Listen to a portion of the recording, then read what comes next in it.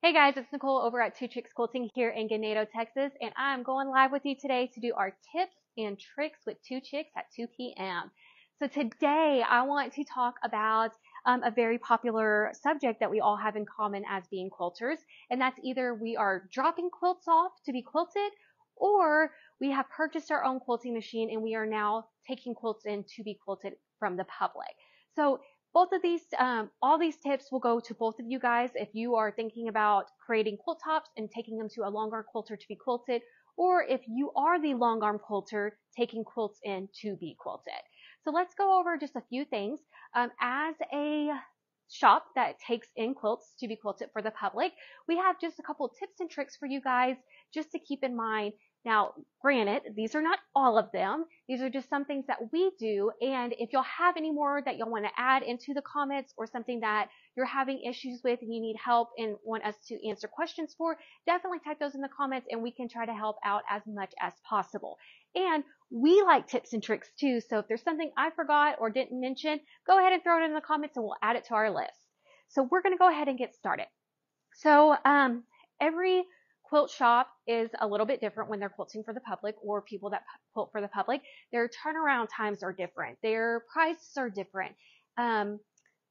Just everything's a little bit different from one person to the next. So just one thing that we need to keep in mind is turnaround time. Everybody has a different turnaround time. So when you're dropping off a quilt or taking in a quilt, you need to make sure that you are asking about turnaround time. Typically, anybody is anywhere from 2 weeks to 2 months. So if you're needing this quilt back pretty quickly, ask about the turnaround time. And if it's not in your range, make sure that you're mentioning something about rushing it. We want to make sure, or the quilter wants to make sure that they are getting it back to you in a timely manner and when you need it. But keep in mind also that something can always happen to the machine. So we want to make sure we're communicating about turnaround time and when the quilt is needed. So that is the first thing first. Second, when you are prepping your quilt top to be brought in or dropped off or taking it in, one thing that we should be doing as we're piecing it to even make us better piecers is pressing our quilt top as we go so our seams lay nice and flat. So as we're piecing, sometimes we're not the best pressers and we adapt to it and we still get the quilt top done and it's great, it looks perfect, and we're taking it to be quilted or we took one in to be quilted. Sometimes if our seams aren't pressed all the way or it's really, really bulky, that can cause issues as it's quilting, skip stitches, break a needle. If it's not pressed that great and laying flat, it can cause tucks and puckers. So as we're piecing our quilt top or right before we take it to the quilter or accept the quilt in, let's just make sure it's nice and pressed and crisp and ready to go onto the machine. As we're pressing it, we can also be checking for holes. So even if we're not the piecer, because this happens sometimes too, we found this great antique quilt. It is absolutely perfect. We love it. We wanted to get quilted so we can cherish it forever. Well, we weren't the piecers. It's been sitting for a while. Great grandma Susie that couldn't see very well wanted to piece her last quilt. Let's check it for holes. So just a couple things of why we want to check it for holes. Some quilt shops or long arm quilters will look all through that anyways, and they will be more than happy to fix them for you. Sometimes at additional charge, sometimes they'll just fix them. But if we're looking for holes before we bring it in, it's less likely a chance that the hole will be missed. And so whenever it's being quilted, if we didn't notice a hole and then we start washing it, it starts separating, the quilt can start coming apart, batting can start poking through. As it's quilting, the foot get caught in that hole and can rip the fabric, rip the quilt. There's so many things that can go wrong with holes. Now we know, and I know, that I can look at something 100 times and there's no holes. And as soon as I bring it, I promise there's a hole in it. So as a quilter and you're quilting for the public, be looking on the quilt as it's turned in, as you're putting it on the frame, and as you're quilting it, just to check for those things too, because those things can be missed. So next, clip stray threads. So front of the quilt, we all know that we usually clip those as we go, but also on the back of the quilt and our backing if it's pieced, to clip those stray threads. If you're dropping it off, that helps the long armer out perfectly. If you are the long arm, clipping those threads and making sure they stay clipped will help prevent any type of thread tangle up in your wheels and on your long arm machine. So that can be another problem too. So we're clipping those stray threads. Let's talk a little bit about backing. So our backing, and this is another thing that is going to vary between quilters. And if you are the quilter, this is going to be something that you're going to have to determine for yourself. The backing. Here at Two Chicks, we like it 6 inches bigger than the quilt top. So when we load it and we center that quilt, we have extra backing that's here on the side, on the other side, extra on the top, and extra on the back, the bottom. Now, if you buy it and it's 108 and it's way longer than your quilt top, that's okay, because it just needs to be 6 inches bigger with your width and 6 inches bigger on your length, or bigger than that. So just at least the 6 inches. When we attach the backing to our frame, or we attach the quilts to our frame, they're not sandwiched together. It's 3 separate pieces. You have your backing piece, you have your batting piece, and then you have your quilt top piece. They are not sandwiched together. They're not ready to be quilted. We are loading them as 3 separate pieces. So when we load the backing, it has to have enough inches to clamp it, to sew it, to pin it onto our leaders that are going on our Longarm machine. And if it's the exact same size, then we're going to run out of backing because we have nothing to attach it to. So we just like the extra inches to attach it to our leaders and to allow enough room, wiggle room, so we don't run out of backing. The reason why we need it bigger on the width is because most of the time we are clamping something to it to stabilize it, to keep it in place, to keep it from shaking and drawing in or stretching out.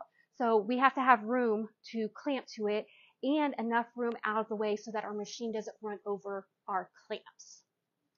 If you're piecing your backing, go ahead and make sure that you have no holes on your backing, your seams are all pressed, and your backing pieces are pressed. You're checking everything like you did the front, just like it is on the back. And then you're just measuring to make sure that it's squared and big enough all the way around. If the top or the backing is directional, because sometimes we do have directional pieces in there, sometimes it's very noticeable, and as quilters and piecers, we notice it and we're like, we want it exactly this way. Sometimes we have it in our mind that it needs to be a direction, we want it this way, but as a quilter, it could go either way and we're not really sure. So if you want it a certain direction, your top or your back, just make sure you're noting it on the quilt top, on the backing, or letting the quilter know. So just keep that in mind too. We're as observant as possible, and I know the other quilters are too, but that does give us a little leadway and help us out some. Okay, I'm like rolling through these. Do we have any comments so far saying anything that they do or don't do? So we have a few watching. Perfect. But just taking it in. Perfect. So let's get to batting now. There is all kinds of batting that you can do. 100% cotton, bamboo, polyester, a blend, wool, thermal. Let's keep going because there's 1,000,010. But whatever batting you're bringing in is perfectly fine.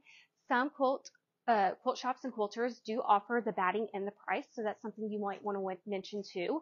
But whatever batting you're bringing in or the quilter's using, just make sure that it's also 6 inches bigger length and width, or bigger than 6 inches, because just like your backing, you want your batting to be bigger than that, so that it doesn't shrink into the quilt. It's getting all the way to the edges of the quilt.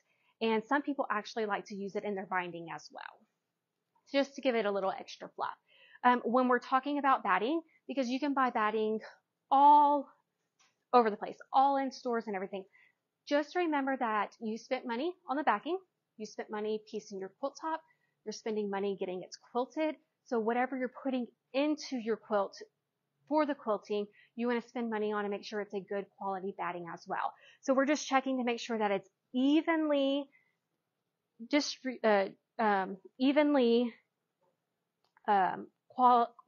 quality. I'm losing my mind. And there's no holes, there's no light spots versus dark spots and anything like that. Just because when it's being quilted and then it's being washed, you don't want that separation in your quilt. So that is something to be kept in mind also as the quilter, because every batting, you need to ask what the type of batting is.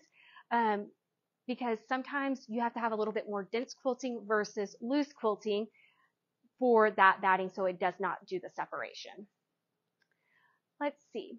Be prepared to pick out designs and thread.